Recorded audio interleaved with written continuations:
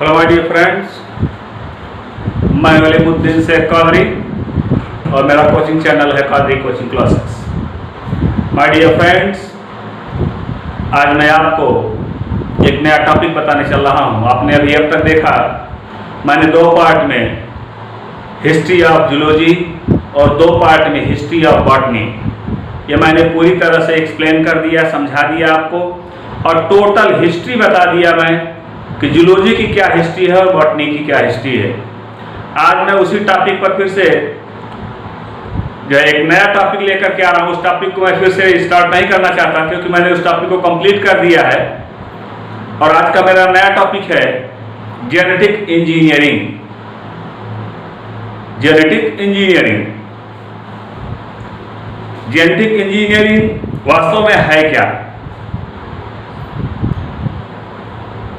Genetic engineering आपने देखा जो टर्म लिया गया जेनेटिक, आनुवंशिक, अभियांत्रिकी, आनुवंशिक रूप से अभियांत्रिकी, जिसमें सबसे पहले जो शब्दावली यूज की जाती है सुजननिकी, इसको कहते हैं सुजननिकी। सुजननिकी को कहा जाता है यूजेनिक्स। यूजेनिक्स एक ग्रीक भाषा का टर्म है, ध्यान दीजिएगा। और जो यूजीन से बना हुआ है, यूजीन से, यूजेनिक्स शब्द यूजीन से बना हुआ है, जिसका मतलब होता है वेल बॉर्न।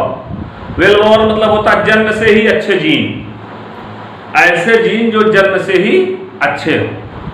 तो ध्यान दीजिए माय डियर फ्रेंड्स, यहाँ पर सर फ्रांसिस गाल्टन, इसकी थियरी में मैंने आपको पहले ही इसकी थियरी में जब मैं डिस्कस कर रहा था तो मैं अपने डिस्कस करते समय इसकी थियरी में पहले ही बता दिया था। सर फ्रांसिस गाल्टन ने 1822 से लेकर के 1911 जो इनका लाइफ टाइम रहा है, अपने जीवन काल में इन्होंने अच्छे लोगों को कैसे, जन्म से ही जो अच्छे जीन हैं उनको कैसे प्राप्त किया जाए, जन्म से ही अच्छे जीन की पहचान क्या होती है, ऐसी थियरियों के विषय में डिस्कस किया है। सो माय डियर फ्रेंड्स, मैं आज आप लोगों को ऐसे ही मानव आनुवंशिकी के विषय में, ह्यूमन जेनेटिक्स के विषय में आपको बताना चाहूँगा। ध्यान दीजिए माय डियर फ्रेंड्स, यहाँ पर आपने देखा एक होता है अपजननिकी। अपजननिकी को कहा जाता है डिसजेनिक्स। एक होता है सुजननिकी जिसको कहा जाता है यूजेनिक्स। एक होता है यूथेनिक्स, यूफेनिक्स। क्या है ये? यूजेनिक्स क्या है, यूफेनिक्स क्या है, यूथेनिक्स क्या है, इनके विषय में आपको थोड़ा सा डिस्कस आज करेंगे हम। आइए मैं सबसे पहले सर फ्रांसिस गाल्टन की थियरी के विषय में डिस्कस करना चाहता हूं कि कुछ जीव ऐसे होते हैं जिसमें कुछ सिम्टम ऐसे पाए जाते हैं जो कि जन्मजात होते हैं। जन्मजात लक्षण अर्थात ऐसे लक्षण जो माता पिता से बच्चे को जन्म से ही मिलता है, अर्थात माता के गर्भ से ही बच्चे को ऐसे सिम्टम मिल जाते हैं, ऐसे लक्षण मिल जाते हैं। तो ऐसे लक्षणों को हम कहते हैं कि इनके जन्मजात लक्षण हैं। जो लक्षण माता पिता के द्वारा बच्चों को जन्म से ही मिलते हैं उनको हम जन्मजात लक्षणों की श्रेणी में गिनते हैं। सबसे पहले हम आपको बताएंगे कि आनुवंशिकी में यूजेनिक्स क्या है, सुजननिकी है क्या, इस विषय में हम सबसे पहले आपको बताएंगे कि यह सुजनन विज्ञान क्या होता है, सुजननिकी क्या होती है। यह व्यवहारिकता से अगर देखा जाए तो आनुवंशिकी की एक शाखा है। व्यवहारिकता के आधार पर यह आनुवंशिकी की एक शाखा होती है जिसके अंतर्गत आनुवंशिक सहायता से मनुष्यों के अच्छे गुणों को सिलेक्ट करके उनकी अच्छी पीढ़ियों का अध्ययन किया जाता है। अर्थात उनके गुणों का नियंत्रण करते हुए अच्छी पीढ़ियों का अध्ययन किया जाए, एक ऐसी जनरेशन देखी जाए जो कि अच्छे पीढ़ियों वाली हो, तो यह जनरेशन ही कही जाएगी कि यह यूजेनिक्स है। इसी को हम यूजेनिक्स की संज्ञा देते हैं कि यूजेनिक्स की जनरेशन होती है। माय डियर फ्रेंड्स, इस दिशा में देखिएगा सबसे पहले तो आप ये देखिए कि इसका निगेटिव पॉइंट क्या होता है, निगेटिव यूजेनिक्स क्या होता है, तब फिर हम बताते हैं पॉजिटिव यूजेनिक्स क्या। निगेटिव पहले समझेंगे आप, तो फिर यूजेनिक्स क्लियर हो गया कि अच्छे गुणों वाले संतानों का पीढ़ी एकांतरण होता हो, लगातार उनकी संतानें अच्छी चल रही होती है, उनको हम कहते हैं कि ये यूजेनिक्स है। यह भी आनुवंशिकी की एक शाखा है। अब आइए इस विषय में हम देखते हैं। सबसे पहले हम आपको बताएंगे कि निगेटिव यूजेनिक्स क्या होता है, नकारात्मक सुजननकी क्या होता है। नकारात्मक सुजननकी का अर्थ यह होता है कि जो गुण ऐसे हों जो कि अच्छे नहीं हैं, ऐसे गुणों वाले संतानों का पालन पोषण नहीं होना चाहिए, ऐसे गुणों वाली संतानें उत्पन्न नहीं करनी चाहिए। जिसमें सबसे पहले हम आपको बता दें कि ये कैसे होते हैं। इनकी पहली प्रॉपर्टी होती है जो है, जिसको कहा जाता है आप्रवासन नियंत्रण, जिसको हम कहते हैं कंट्रोल ऑफ इमर्जेशन। तो ये कैसे होता है, आप्रवासन नियंत्रण कैसे होता है? जैसे सपोज करिए आप, इस समय कौन सी डिजीज चल रही है? कोरोना। अगर ये कोरोना विदेश में था, चाइना से शुरू हुआ, वुहान शहर से शुरू हुआ, आपने देखा कि इससे अमेरिका प्रभावित हुआ, इटली प्रभावित हुआ, फ्रांस प्रभावित हुआ, कई देश प्रभावित हुए और ये भारत में भी आ गया। और आज हमारे देश में भी इसकी संख्या का बहुत ज्यादा हो गई। प्रतिदिन 40,000 से लेकर के 45,000 तक व्यक्ति इससे संक्रमित मिल रहे हैं, कोरोना वायरस से संक्रमित मिल रहे हैं। यही है आप्रवासन नियंत्रण। अगर वो व्यक्ति वहीं पर रोक दिए जाते जिनसे ये डिजीज फैल रही है, अगर इन व्यक्तियों को वहीं पर रोक दिया जाता तो शायद वह डिजीज हमारे देश तक न पहुंच पाती। तो ऐसे रोग जो एक देश में जो व्यक्ति बीमार है, जैसे एड्स को ही देख लीजिए आप, एचआईवी हमारे देश में पहुंचा तो किसके द्वारा पहुंचा? व्यक्तियों के द्वारा पहुंचा। आज जैसे कोरोना वायरस हमारे देश में पहुंच रहा है तो किसके द्वारा? जो है व्यक्तियों के द्वारा आया। तो इस प्रकार से आपने देखा कि ऐसे बीमार या अवांछनीय व्यक्ति जो दोषपूर्ण हैं या ऐसे नातहित रिश्तेदार होते हैं जो दोषपूर्ण होते हैं, तो इनको इनके आप्रवासन पर नियंत्रण लगा देना चाहिए। कंप्लीट कंट्रोल करने चाहिए, कड़ाई के साथ इनका पालन करना चाहिए। अर्थात अवांछित व्यक्ति, दूषित व्यक्ति, बीमार व्यक्ति, रोगी व्यक्ति वह एक देश से दूसरे देश में न जाने पाए। यदि जाते हैं तो वहां पर उस रोग को ये फैलाएंगे। मोस्टली ये वायरल डिजीजेज जो आपने देखा, जो वायरल डिजीजेज चल रही हैं, यहां पर आपने देखा कि ये व्यक्तियों के आने से ही हुआ। अगर इनको वहीं पर रोक दिया गया होता तो शायद आज भारत में यह स्थिति न होती, आज अपने देश में यह स्थिति न होती। सो माय डियर फ्रेंड्स, आइए दूसरा देखते हैं। अर्थात यूजेनिक्स का अर्थ यह होता है कि हम किस प्रकार से अपनी जाति को, अपनी स्पीसीज को कैसे स्वस्थ रख सकते हैं। तो उस स्वस्थ रखने का यह नकारात्मक बिंदु है, हम इसे स्वस्थ नहीं रख पा रहे हैं, इसलिए कि हमने आप्रवासन नियंत्रण पर कंट्रोल नहीं किया। अगर हमने आप्रवासन नियंत्रण पर कंट्रोल किया होता तो जाहिर सी बात है कि आज हमारे देश में यह रोग न फैला हुआ होता। लेकिन हमने किया क्या? Just opposite. वहां पर जिस देश में यह रोग फैला, हमने क्या किया? वहां पर हमारे देश के जितने भी लोग थे, हमने क्या किया कि अपने यहां से यान को भेज करके वहां से अपने व्यक्तियों को बुलवा लिया। अर्थात वहां से इस प्रकार से संक्रमित व्यक्ति स्वयं हमने बुलवा लिए।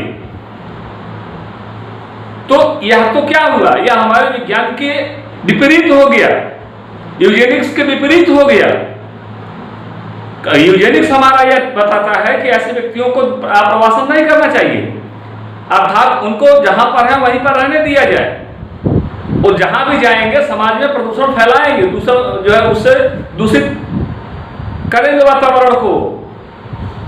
तो वातावरण को दूषित न करें, पर्यावरण सुरक्षित रहे, समाज सुरक्षित रहे, और समाज सुरक्षित रहेगा तो इसका अर्थ है वह प्रत्येक व्यक्ति सुरक्षित रहेगा। इसी पर विवाह प्रतिबंध देख लिया जाए। आइए देखते हैं।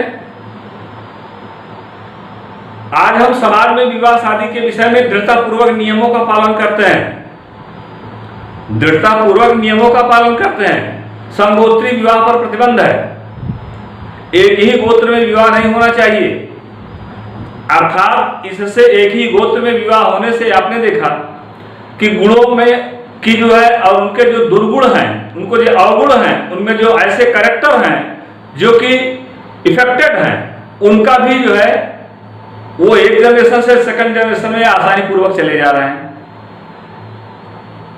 अर्थात ये जो कैरेक्टर मैच कर रहा है, अगर ये अलग कर दिया जाता तो शायद है कि कैरेक्टर मैच ना करता। तो जाहिर सी बात हुई कि यहां पर विवाह प्रतिबंध होना चाहिए, जबकि विवाह प्रतिबंध नहीं है। इसका सीधा सा अर्थ यह पड़ता है कि रोगी व्यक्तियों को, लेप्रोसी है, कोढ़ी है, कुष्ठ रोगी है, ऐसे व्यक्तियों को, दुष्चरित्र व्यक्तियों को, ऐसे अवांछनीय व्यक्ति जो समाज के लिए प्रदूषण का कार्य करते हैं, उनको समाज में विवाह करने पर उनका प्रतिबंध लगना चाहिए।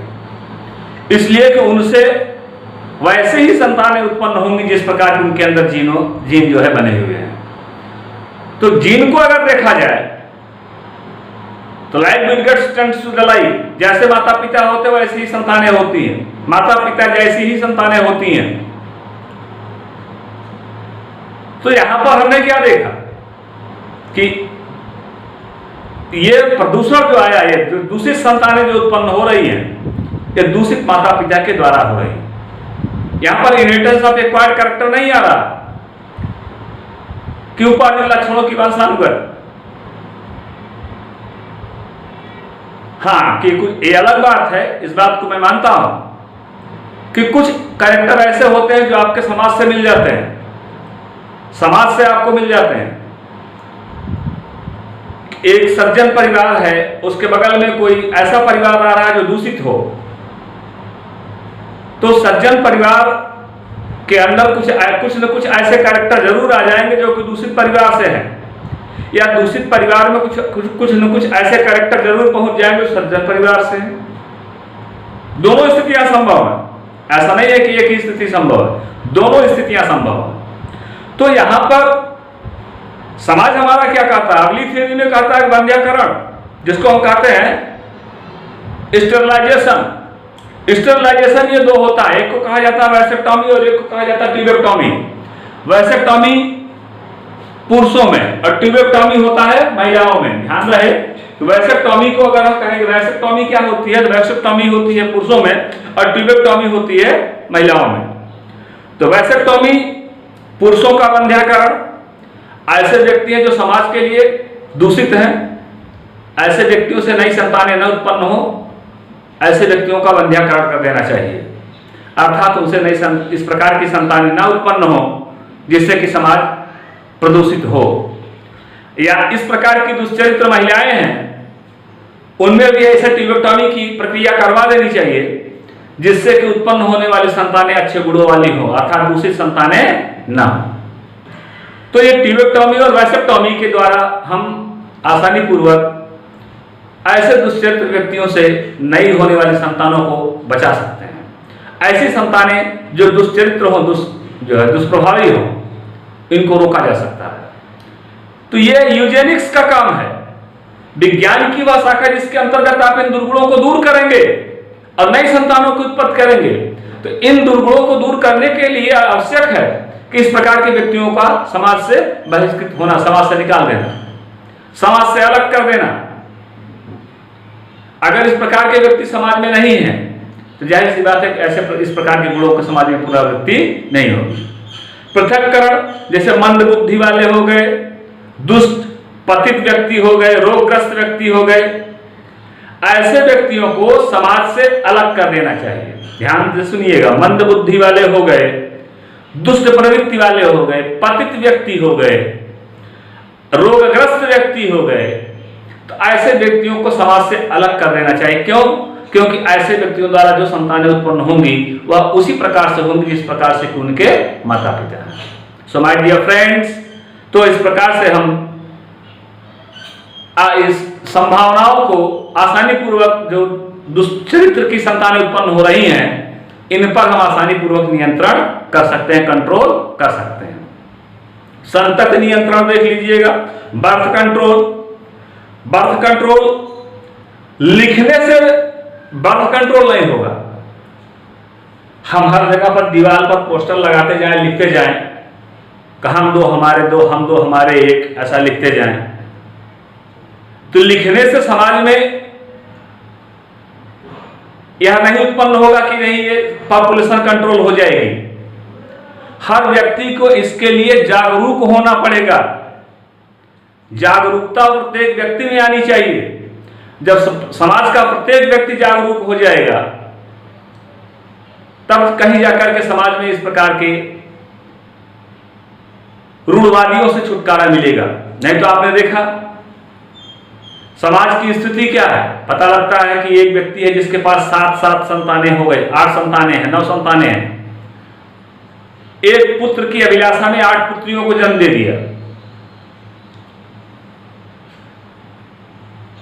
पता चला कि उसके पास 8 पुत्र हो गए, एक पुत्री नहीं है। एक पुत्री की अभिलाषा में 8 पुत्र को जन्म दे दिया।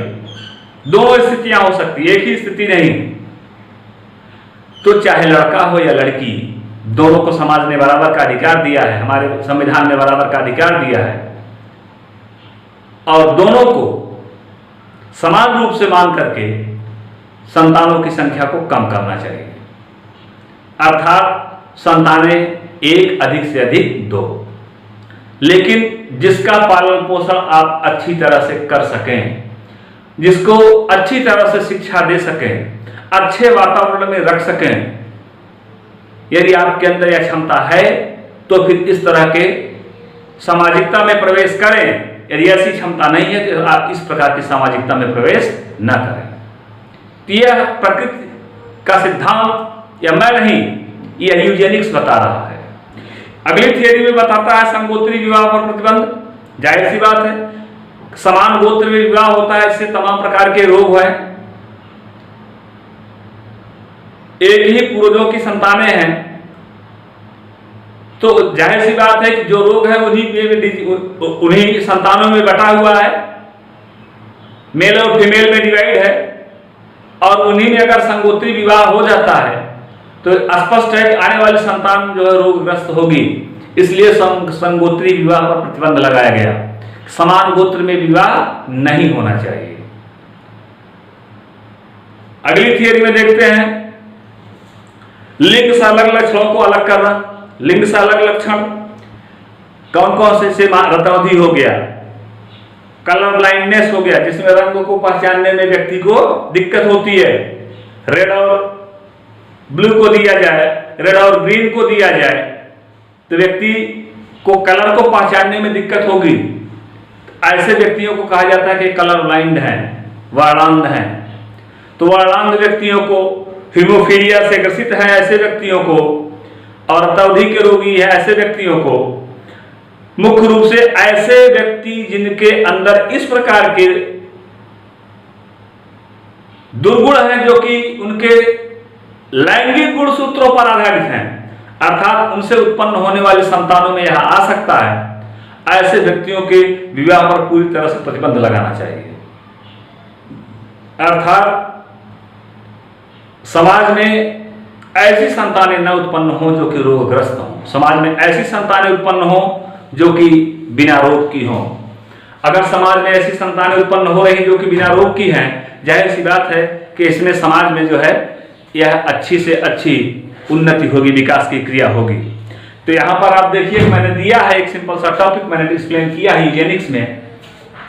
यूजेनिक्स मींस वेल बोर्न, एक ऐसी नई संतानों की उत्पत्ति जिसमें वेल बोर्न, इसका मतलब होता है कि एक ऐसी संतानों की उत्पत्ति हो जो कि अच्छी तरह से सुव्यवस्थित हो, अच्छे गुणों वाली हो, उसको कहा जाता है वेल बोर्न। मैंने लिया एक्स और एक्स वाई। यहाँ पर मैंने एक को कहा कि ये फीमेल है, सब ये एक्स, ये क्या कहा मैंने, ये फीमेल है, और इसको मैंने कहा कि ये मेल है। ध्यान दीजिए, अगर किसी पर कैरेक्टर इफेक्टेड हो गया, एक्स पर इफेक्टेड हो गया, तो ये x अगर इफेक्टेड हो गया तो ये x इफेक्टेड हो गया, और ये अगर इसके साथ आया तो यहाँ पर ये इफेक्टेड हो गया। अगर ये y पर इफेक्टेड हो गया, ध्यान दीजिएगा, तो यहाँ पर अगर ये x और इसका ये y, यहाँ पर ये y इफेक्टेड है। अब इस x से इस y को यहाँ लिखिए x y, ये पूरी तरह से दोनों इफेक्टेड हो गए, या कंप्लीट इफेक्टेड हो गया पूरी तरह से। यह संतान जो पैदा होगी 25% की जो रेशियो आया है, यह संतान जो आपने देखा कि यहाँ पर 25% का ये एक्स वाई, ये जो मेल जो बार हुआ है, पैदा हुआ है, इसमें आपने देखा कि यहाँ भी वाई का कैरेक्टर आया, ऐसे दुर्गुण आए जो कि वाई गुणसूत्रों पर आधारित थे। तो जितने भी आपने देखा कि मेल रहे, ये टोटल के टोटल मेल ये दुष्प्रभावी हो गए, दुष्चरित्र वाले हो गए, ऐसे हो गए जो कि रोगी हैं, जिनके अंदर डिजीजेज है, रोगग्रस्त हैं, चाहे वह हीमोफीलिया हो, चाहे वह कलर ब्लाइंड हो, चाहे वह नाइट ब्लाइंड हो, रतौंधी हो। तो इस प्रकार के व्यक्तियों को समाज से अलग करना चाहिए। यही प्रक्रिया हम अगर देखें सकारात्मक सुजनन विज्ञान में, पॉजिटिव यूजेनिक्स में, तो पॉजिटिव यूजेनिक्स में यह पूरी स्वतंत्रता होनी चाहिए कि प्रत्येक व्यक्ति को अपना जीवन, अपना जो है जीवन साथी चुनने का जो है स्वयं का अधिकार होना चाहिए, और इस प्रकार का अधिकार होना चाहिए कि जिसमें समाज कोई प्रतिबाधा उत्पन्न न कर सके। अर्थात एक उत्तम गुण जिसमें दहेज को ध्यान में नहीं रखना है आपको, तमाम प्रकार की कुप्रवृत्तियां, धार्मिकताएं हैं, राष्ट्रीयता है, धार्मिकता है, दहेज है, तो ऐसी कुप्रवृत्तियों को दूर करके इस प्रकार की संतानों को उत्पन्न करना चाहिए। इस प्रकार की से जो है मैरिज करनी चाहिए, शादी करनी चाहिए, जो कि अच्छे गुण वाली संतानों की उत्पत्ति कर सकें। तो इस तरह से आपने देखा सामाजिक प्रतिबंधों से जब तक मुक्ति नहीं मिलती है तब तक इस प्रकार से व्यक्ति प्रभावित होता है। सो माय डियर फ्रेंड्स, यहाँ पर आपने देखा कि बहुत सारे ऐसे वैज्ञानिक हैं, ऐसे विद्वान व्यक्ति हैं जिनके जर्मप्लाज्म नष्ट होते जा रहे हैं, उन्होंने मैरिज नहीं किया। ऐसे व्यक्तियों के जर्मप्लाज्म को स्टोर कर लेना है, और स्टोर करके एक टेक्निक जो आपने देखा, नई टेक्निक जो निकली, test tube baby, test tube baby के थ्रू ऐसी नई जनरेशन वाले व्यक्तियों को से उनके जर्मप्लाज्म को लेकर के, अच्छे जो है गुणों वाले व्यक्तियों के जर्मप्लाज्म को लेकर के हम एक नई संतान की उत्पत्ति कर सकते हैं जो कि हमेशा अच्छे गुणों वाली हो। तो इस प्रकार से आपने देखा कि यह प्रक्रिया समाज में उत्पन्न होने वाले दूषित प्रवृत्तियों को समाप्त करके और अच्छे गुणों को उत्पन्न कर रही है। यह सारी प्रक्रियाएं समाज के लिए सर्वोत्तम है। तो यूजेनिक्स के एक विज्ञान की ऐसी शाखा है जो कि हमेशा वेलबॉर्न अच्छे व्यक्तियों के उत्पन्न होने के लिए हेल्पफुल होती है, अर्थात इसमें दूषित व्यक्ति नहीं आएंगे। हाँ, अब आइए देखते हैं, यह तो थियरी के विषय मैंने अभी तक एक्सप्लेन किया। अब मैं डिस्कस करने चल रहा हूं कि यदि ऐसी स्थिति है एक्चुअल में, तो ऐसी कंडीशन में हमारा जेनेटिक इंजीनियरिंग क्या कहता है, जेनेटिक थेरेपी क्या कहती है हमारी, कि हमारे पास ऐसी भी टेक्निक है आज के युग में हम इस प्रकार के प्रदूषित गुणसूत्रों को आसानी पूर्वक अलग करके और एक अच्छी संतान को उत्पन्न कर सकते हैं, जिस प्रक्रिया को हम कहते हैं जेनेटिक इंजीनियरिंग। तो जेनेटिक इंजीनियरिंग क्या होती है, किस प्रकार से होती है, कैसे चलती है, जीनों का आधार क्या होता है, जीनों के कोड क्या होते हैं। AGCT आपने पढ़ा, adenine guanine cytosine thymine, AGCU adenine guanine cytosine thymine and uracil, ये जो आपने पढ़ा। तो अब हम आपको बताएंगे कि ये जेनेटिक कोड कैसे बनते हैं, singlet code, doublet code, triplet code कैसे बनते हैं, इन कोडों का बनना और इनसे उत्पन्न होने वाली नई संतानों की उत्पत्ति की व्याख्या कैसे होती है, या मैं अपने अगले टॉपिक में बताऊंगा। तो अभी आज का सिर्फ हमारा टॉपिक रहा यूजेनिक्स। मैं अलीमुद्दीन शेख कौदरी और मेरा कोचिंग चैनल भी है अलीमुद्दीन शेख कौदरी। तो ध्यान दीजिएगा, हमारे YouTube का चैनल अलीमुद्दीन शेख कौदरी, इसको आप लोग सब्सक्राइब करेंगे। और मैं अपने नेक्स्ट लेक्चर में जो है आपको जेनेटिक इंजीनियरिंग के विषय में बताऊंगा, किस प्रकार से जो है अच्छी संतानों को उत्पन्न किया जा सकता है और किस प्रकार से जीनों को जो है हम अलग करते हैं, किस प्रकार से जेनेटिक कोड को बनाते हैं और किस प्रकार से इन कोड को और किस प्रकार से कोडान को प्रिपेयर करते हैं और कैसे जो है हम अच्छी संतानों को उत्पन्न करते हैं। अर्थात जो है जीनी जेनेटिक सर्जरी जिसको कहा जाता है, यह किस प्रकार से की जाएगी और टेस्ट ट्यूब बेबी क्या होते हैं, क्लोन क्या होता है, इन सब के विषय में आपको डिस्कस करके बताऊंगा। तो अभी तो सिंपल सा टॉपिक रहा, थ्योरेटिकल टॉपिक रहा, जिसके विषय मैंने आपको बताया। अब हमारा अगला टॉपिक होगा जो कि जेनेटिक कोड और उसके थेरेपी पर आधारित होगा, जिसको मैं अपने नेक्स्ट लेवल पर दूंगा। Thank you.